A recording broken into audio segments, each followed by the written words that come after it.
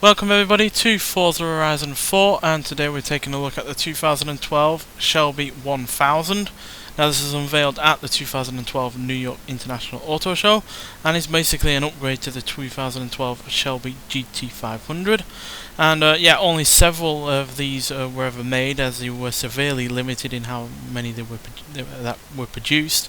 And they originally sold for around $200,000 a piece, so extremely expensive at the time, and no doubt they're even more expensive now considering how few were actually made. And I very much doubt all of them are still on the road, considering how much power this has going for it. And it's even more so when you consider this is still only rear-wheel drive, still has a 6-speed manual gearbox, and despite having plenty of upgrades to deal with all the extra power, it's still at the end of the day a rear-wheel drive, quite heavy muscle car. So upgrades include the chassis being strengthened to handle the extra power. The rear end was replaced with a high performance 9-inch unit. The brakes included 6 pistons in front and 4 pistons out back. The drive shaft was a stronger unit, while the suspension included new struts, sway bars and bushings. The hood is also functional to keep the car cool, and the splitter at the front and the rear spoiler are also functional to provide extra downforce, because this car is ludicrously quick. It's also got a rear diffuser, as you can see there, twin exhausts, and it's generally a little bit different in terms of looks over a GT500, but on the whole it pretty much does look like one. But where this is differentiated is under the hood. Now a 2012 GT500 had about 550 horsepower. This has 920 horsepower, 750 pounds-feet of torque from a 5.4 litre supercharged V8 engine, which is a huge amount. Now granted, it's not 1,000, so if you're a stickler for names being precise, then this will probably annoy you. But then even the original GT500, based on the same generation as this, didn't have 500 horsepower. It was about 450, 460. So it's never something that is strict, and at the end of the day the Shelby 920 wouldn't sound quite as catchy.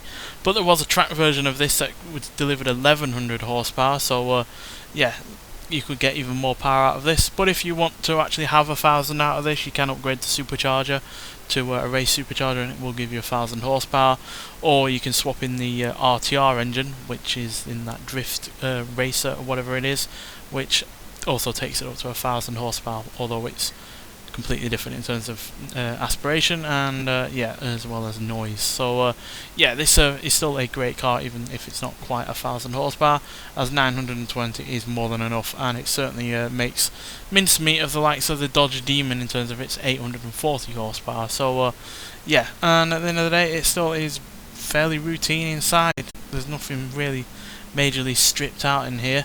Obviously the chassis and everything has been uprated, so I doubt it's as comfortable as a normal GT500 or a normal Mustang, but still it's practical enough. Still got rear seats, still got a boot, and so if you would dare to do so, you could still make this a daily driver, although that is not recommended given the huge amount of power and the fact it's still rear wheel drive and you can't actually detune the engine. Like the Demon, you can make it have less horsepower, or even the Hellcat, you can have it make it produce less power at certain times, whereas this is 920 horsepower all the time, every time. So that is really rather ludicrous, to be honest. And it still weighs a fair bit as well, at 3,799 pounds. So you certainly would have to keep in mind momentum when dealing with this, when braking or coming into corners. But nonetheless, let's get out onto the open road and see what this car can do. So 920 horsepower is even more than the latest GT500, which has 740, 750, something like that. So in a car that's even older than that, and based on an older generation, you can imagine that this is a little bit hairy to drive, and it certainly is. It certainly does struggle to get off the line. It's bouncing off the rev limiter, so you've got to be really careful if you want to get a quick launch.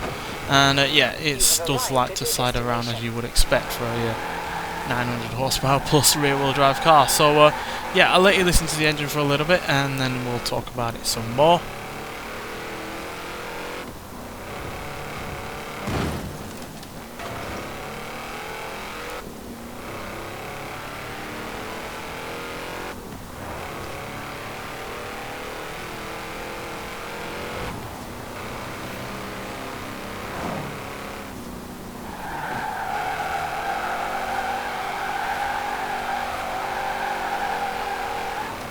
So yeah, sounds absolutely amazing.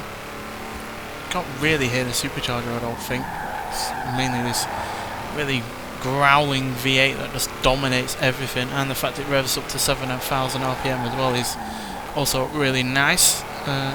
Mustangs up until they started using crank plane V8s didn't really rev up this high, so yeah, that is really nice to see.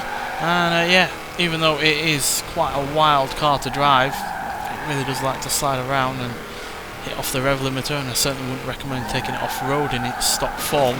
It's yeah, a cracking car to drive. It's really fun, and yeah, you can slide it around all day and it will still come back if you are, you know, careful and used to how this car drives. So yeah, really do love it. And yeah, it's the second Shelby we've had in no time at all in this game after the you know, the newest GT500 got added. And yeah, you can get it by doing a championship, and it's only 3 races, and it's well worth getting, because yeah, this is easily one of my new favourite cars to drive, purely because of how hysterically quick it is, and I'll just never get over how fast this actually is.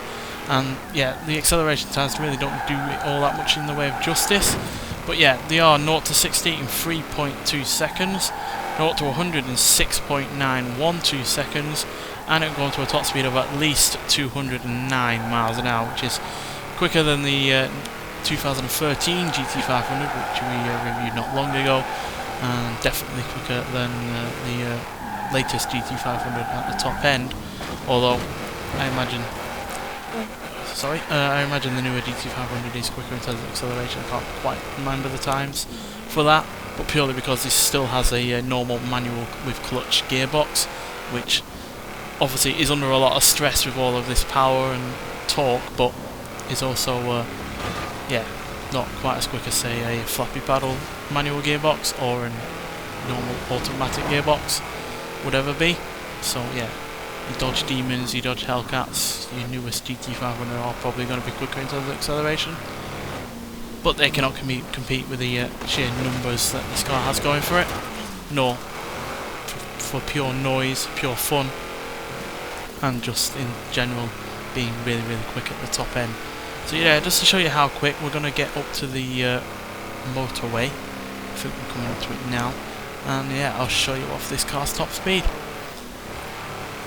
But yeah, you can certainly upgrade this to be even more powerful if you wish. Like I said, you can upgrade it to get 1,000 horsepower by just doing the supercharger, but you can go beyond that. Like I said, you can put the RTR engine in it, which can get up to 1,700, 1,800 horsepower, whatever. So yeah, there's plenty more to do with this car if you want to make it even faster, but as you'll see now, it's still plenty fast enough in its stock form. So yeah, there we go, we're up to 170 already. That's 180.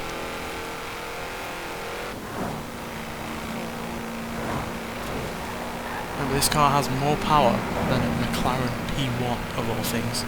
It's only about 30 horsepower off a Ferrari LaFerrari, so yeah, there's 203, 4, 5, in a Mustang of all things. There's 8, and there's 9, so yeah, it can easily get up to that speed. And if you're downhill and have a bit of a breeze behind you, then you probably can get even faster than that. But yeah, still hilariously quick, and all you have to do for it is win a free race championship, which is easy enough. And yeah, it's for a great car at the end of the day. Nonetheless, thanks for watching, and I'll see you in the next one. Bye.